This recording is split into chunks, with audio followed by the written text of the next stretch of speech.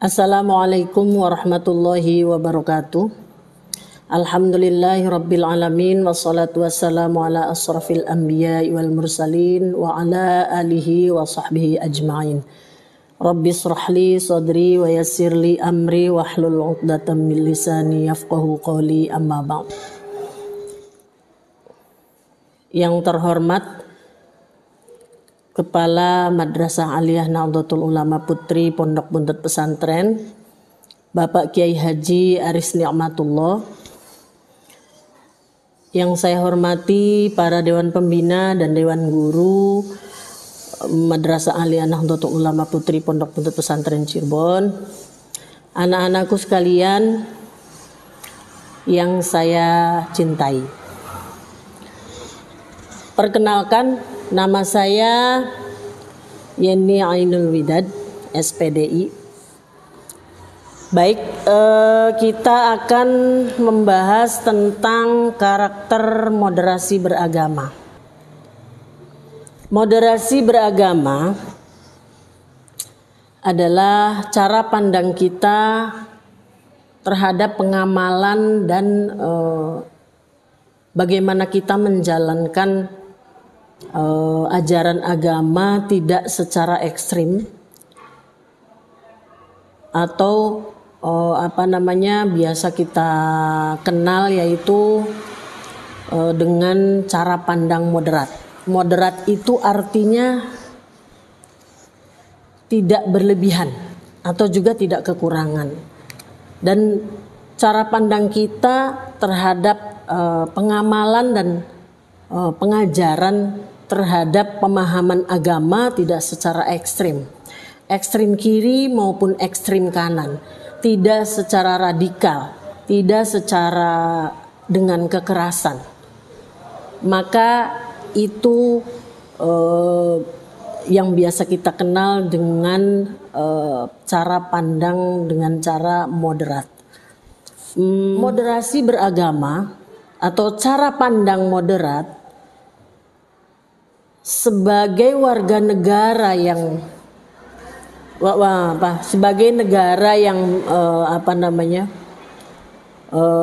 berkondisi begitu majemuk yang ada di Indonesia, maka berpikiran moderat itu sudah seharusnya dilakukan oleh setiap warga negara Indonesia, karena Indonesia itu majemuk. Indonesia itu memiliki suku, bangsa, budaya, bahasa, dan agama yang berbeda-beda. Otomatis di sini kita tidak bisa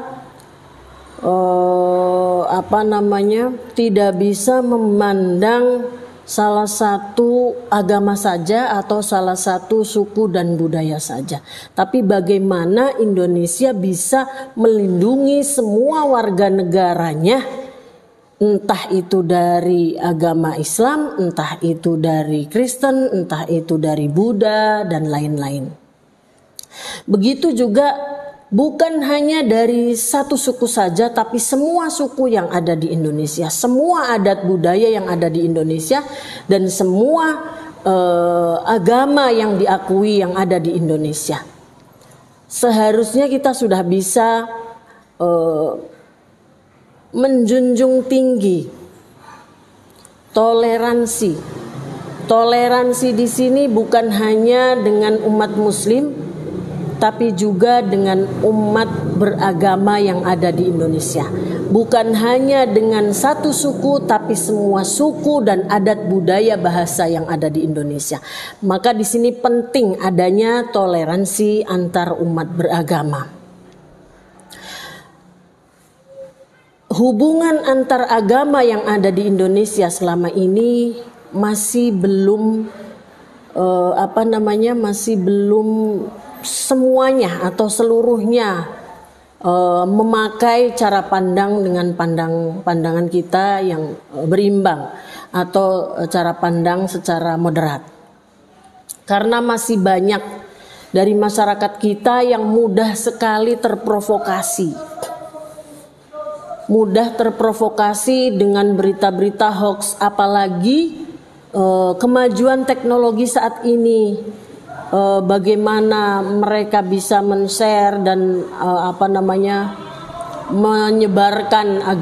menyebarkan berita-berita yang tidak baik, ujaran-ujaran kebencian dan segala sesuatu yang mengandung radikalisme. Kita harus waspada sebagai negara yang berasaskan Pancasila, sebagai negara yang menjunjung tinggi nilai-nilai moral, nilai-nilai toleransi. Kita harus selalu waspada akan berita-berita yang bahkan akan menghancurkan persatuan negara Indonesia. Indonesia memiliki 4 pilar kebangsaan. Yang pertama Pancasila sebagai dasar hukum negara. Yang kedua Bhinneka Tunggal Ika yang artinya bermacam-macam suku, budaya, agama, adat istiadat, tapi tetap satu tujuan. Yang ketiga Undang-Undang Dasar 1945 sebagai pengikat Negara Kesatuan Republik Indonesia.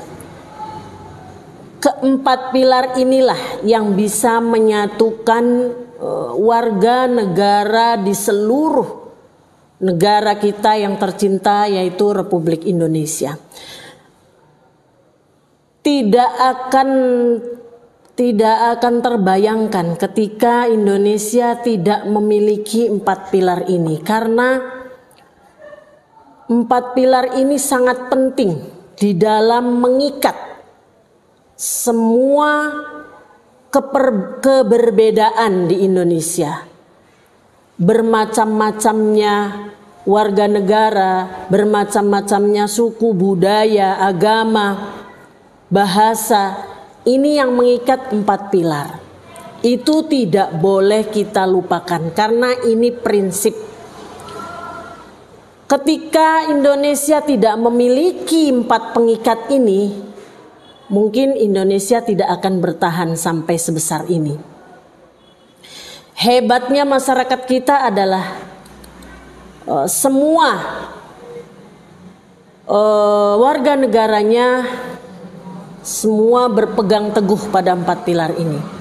Walaupun mereka berbeda agama, walaupun mereka berbeda suku, walaupun mereka berbeda adat dan budaya, tapi mereka tetap menjalankan dan mendapatkan hak dan kewajibannya. Apa kewajibannya? Kewajibannya itu mempertahankan, menjaga kesatuan dan persatuan demi negara Republik Indonesia.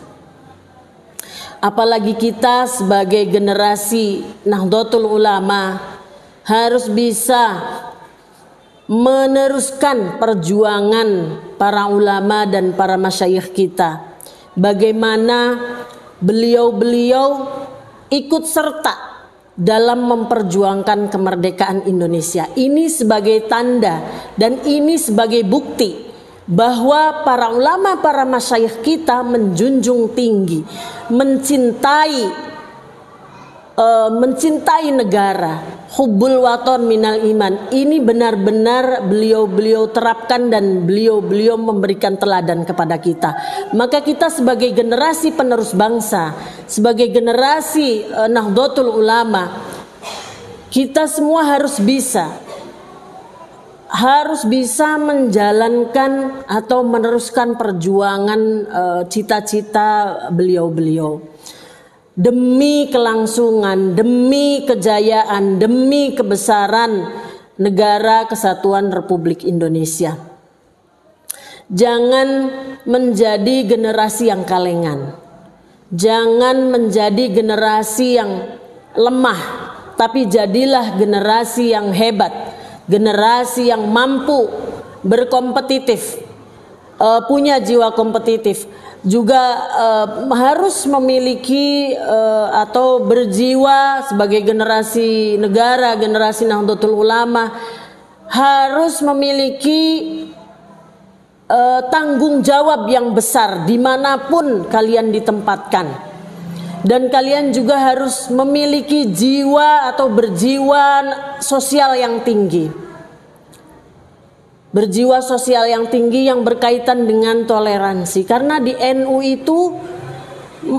itu memiliki prinsip-prinsip dasar kemasyarakatan. Yang pertama adalah tawasud, ya, tawasud, tawazun, tasamuh, i'tidal, dan amal ma'ruf nahi mungkar.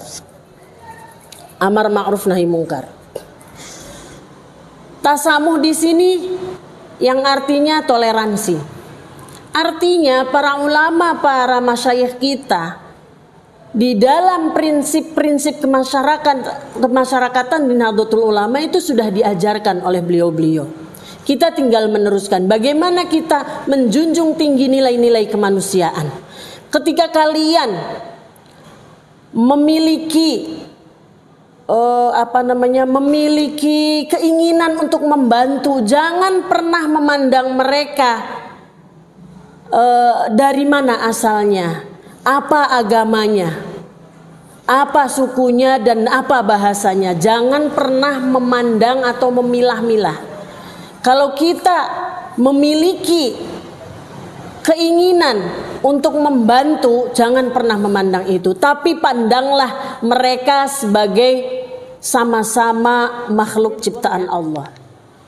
Di dalam Islam kita mengenal adanya konsep, 3 konsep. Yang pertama konsep ukhuwah Islamiyah, yang kedua konsep ukhuwah insaniyah, yang ketiga konsep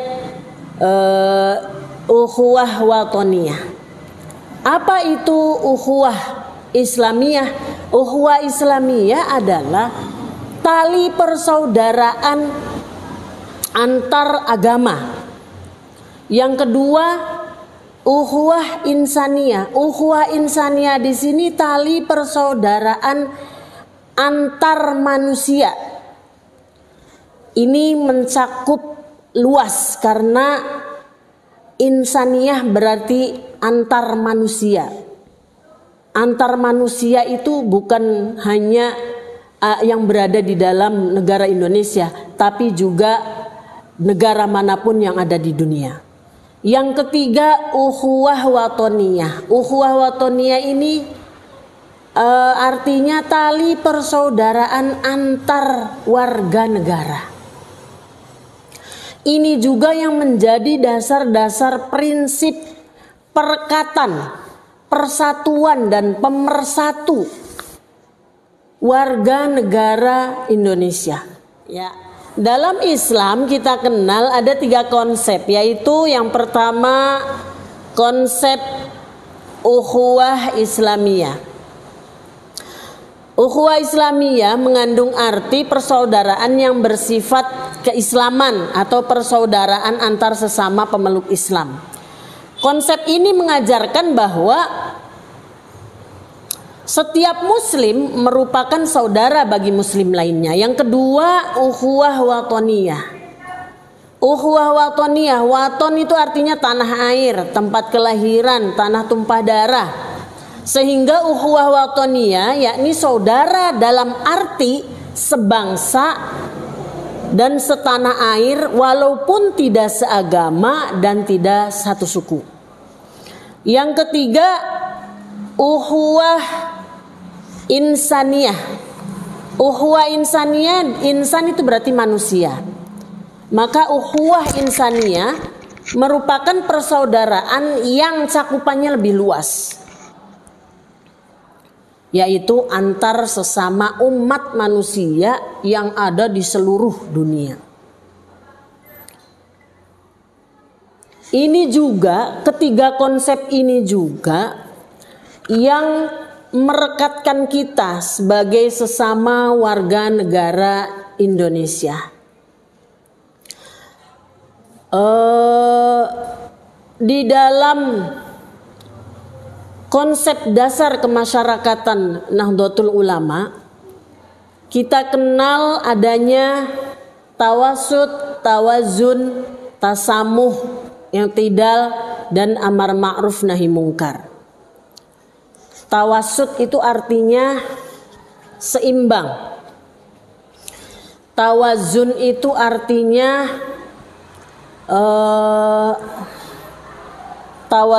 artinya seimbang. Tawasud itu artinya moderat, tengah-tengah, tidak memihak, itu tawasud. Nah, tasamu itu artinya toleransi.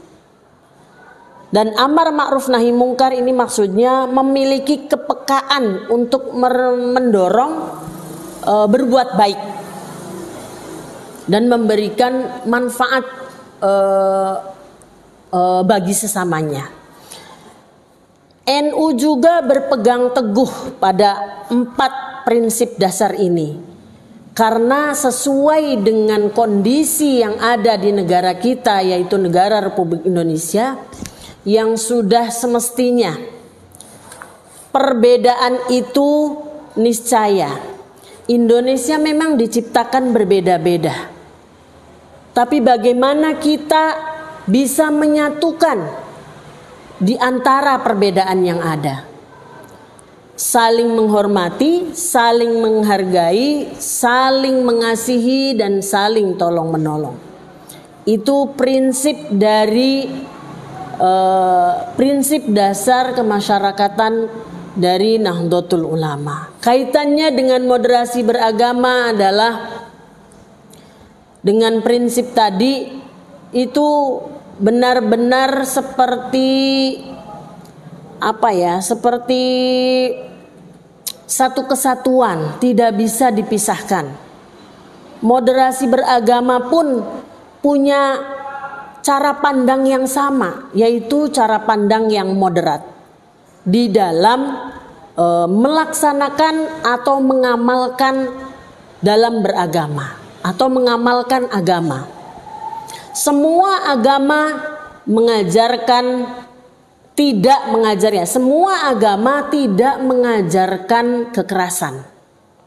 Semua agama mengajarkan kasih sayang.